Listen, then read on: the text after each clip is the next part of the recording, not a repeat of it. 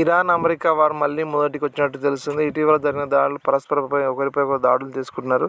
అలాగే ఇరాన్ ఒక సంచలన ప్రకటన రిలీజ్ చేసింది. ఆ వార్తాపత్రికలో ద రివెంజ్ అనే పర్సన్ అంటే ఇట్లిస్ట్లో ఉన్న వారి పేరు రిలీజ్ చేయడం జరిగింది. ముఖ్యంగా యుఎస్ అధ్యక్షుడు డొనాల్డ్ ట్రంప్ అండ్ బ్రిటన్ అధ్యక్షుడు స్మార్టర్ అండ్ ఇటలీ అధ్యక్షుడు మెకలాన్, ఫ్రాన్స్ అధ్యక్షుడు మైక్రాన్ మరియు యుఎస్ మంత్రుల పేర్లు వారి హిట్ లిస్ట్లో చేర్చడం జరిగింది. అలాగే ఇజ్రాయెల్ అధ్యక్షుడు బెంజమిన్ నెతన్యాహు వారి హిట్ లిస్ట్లో ఉన్న వారు చెప్పడం జరిగింది.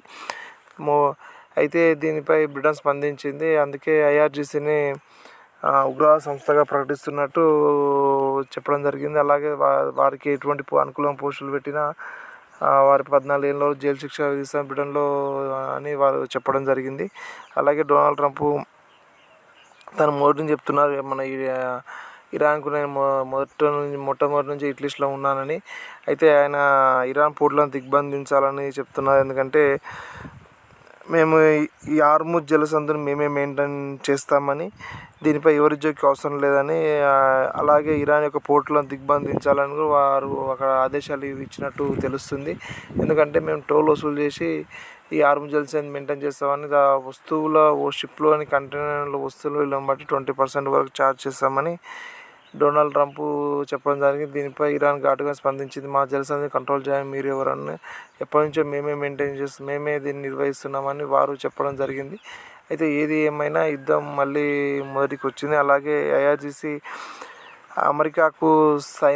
అమెరికా సవరాలు ఉన్న దేశాలు మరియు అమెరికాకు అనుకూలంగా వ్యవహరించే దేశాలు మా శత్రు దేశాలే అని, మా సార్వభౌమాధికారాన్ని దెబ్బతీసే దేశాలని వారు ఒక ప్రకటనలో చెప్పడం జరిగింది. అయితే ఈ యుద్ధము ప్రారంభించడం మన చేతుల్లో ఉంటుంది, కానీ ముగింపు ఎప్పుడు అనేది ఎలా అనేది ఎవరు తెలియని సిద్ధాంతాన్ని ఈ యుద్ధం మళ్ళీ నిరూపిస్తుంది.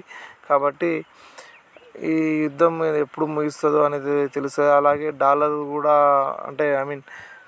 క్రూడ్ ఆయిల్ ధర బ్యారెల్ కూడా మళ్ళీ పెరిగింది ఇరాన్ యుద్ధ ప్రభావంతో. ఎందుకంటే ప్రపంచ వాణిజ్యంలో ఇరాన్ వాటా 20%.